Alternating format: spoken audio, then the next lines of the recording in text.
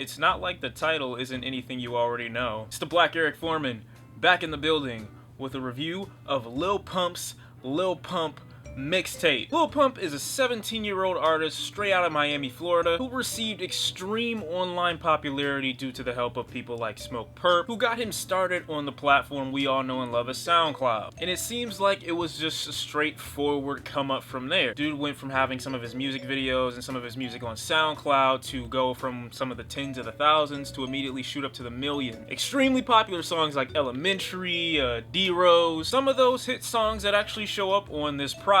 Another really popular fact about Lil Pump is the fact that he dropped out of Harvard University to, as he says, save the rap game. A fact that is so popular that it is almost the very first search result for his name. So anytime you listen to his music, just know that he gave up an education to give you music like this.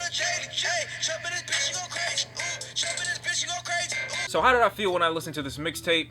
Title says it all. Before you go and assume that I am a person that doesn't know how to categorize certain rappers, I would like to remind you that Lil Pump is an artist that is known for his turn-up value and his turn-up factor. He's very good when it comes to making music that can be played in the background at any kind of event or any kind of party. So no one's judging Lil Pump's music off the fact that it's only playable in one context, which is why artists like him have to keep releasing music back to back to back, because it's fast food music. You might satisfy the urge of an individual for the moment, but right when they get that urge again, they need something brand new. They might go back to the same cheeseburger from McDonald's, but understand that that fast food is still what's killing you. Just like this mixtape.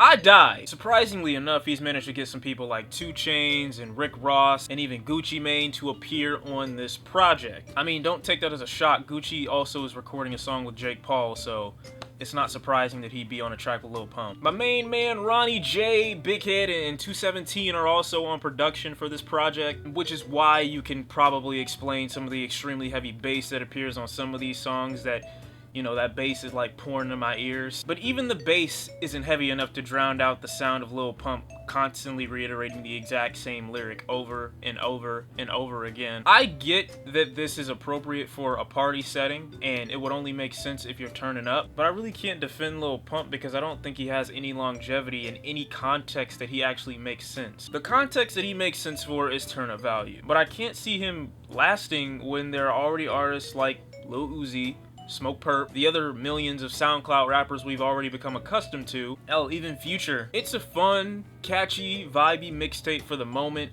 but if you're not in that setting, it's trash. Hell, it might be trash when you're listening to it, but it might just be catchy. You might like it anyway. Nothing wrong with that, okay? Don't let these people bring you down for your opinion. I had a small gathering over the weekend that wasn't that big of a deal. It's not a party, just a small gathering. And I played a little bit of Lil Pump's music in the background, and no one seemed to have a problem with it, because no one is actually paying attention to it. This music is only good when no one is looking at it. And I think that's what makes it trash, is the fact that it's only not trash when you're not paying attention to it. You're at a party or you're at a setting just for the energy and to absorb other people's energy, not like sell. I mean, you're sapping the vibes from other people, you're giving them vibes, you're dancing, you're partying, it's fine. The minute that state of sobriety hits you again and the party starts to fade away, you start to realize, I'm literally listening to a guy say the exact same line over and over and over again, and the more he says it, the less effect it had. In fact, there are some words that I don't even want to hear anymore simply because Lil Pump has overused them. I mean, these tracks are nothing special. They're nothing that Lil Pump hasn't really done before. Production, like I said, needs to be commended. It's a thumbs up. But this isn't a defendable project. I mean, you got some really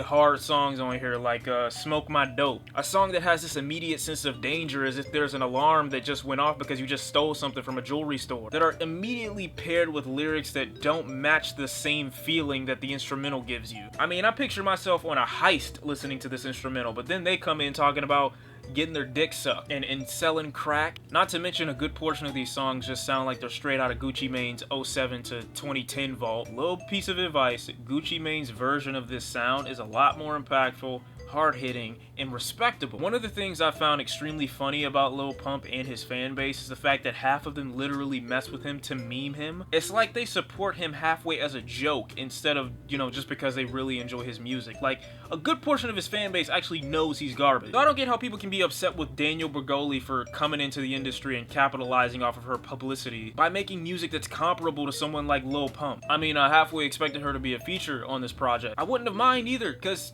she would fit. And I was gonna make a comment on the fact that I wanted some revision to his freestyle lyrics over some of these songs, but I think he actually made some revisions and this is the final product of that. So I'm already sad. We need to talk about the album cover art. Rarely do I roast people for their album covers. I'm usually this is like the least critique worthy part of most projects that I listen to. But I wipe my ass with this cover. I mean, this cover art looks like you get it straight out of the App Store. Like one of those free avatar apps that you get to create your own person and walk around and talk to the other people that got nothing to do for the day. Or one of those pop-up video games you get when you're trying to watch something without ad block. I don't know if the cover art of this project is trying to tell me that I have 5 ways to die, meaning I can either die by drowning, I could die by drowning in a car, I could die by rays from the sun, I could die by Lil Pump giving me the worst music I've listened to all year, or I could be eaten by a shark. Or there's another option, sippin' lean. But in all honesty, this mixtape was trash. And I'm not ripping on it because it's trash. I'm ripping on it because it only makes sense in one context. And when not available in that context, people should understand and just accept the fact that it's trash. But aside from that, I do want people to be better because understand at the end of the day, this is still a 17-year-old kid that's rapping about doing the most drugs and people are memeing that and making jokes about it, which in my opinion isn't all that funny. We can do better than this, folks. We can do better. We can be better. Let's be better. Lil Pump mixtape, garbage out of 10. It's been Shawn C. I'll see you next time. Peace. That was a really short intro. I feel like I should have made a joke, but whatever. It's my time, it's my time.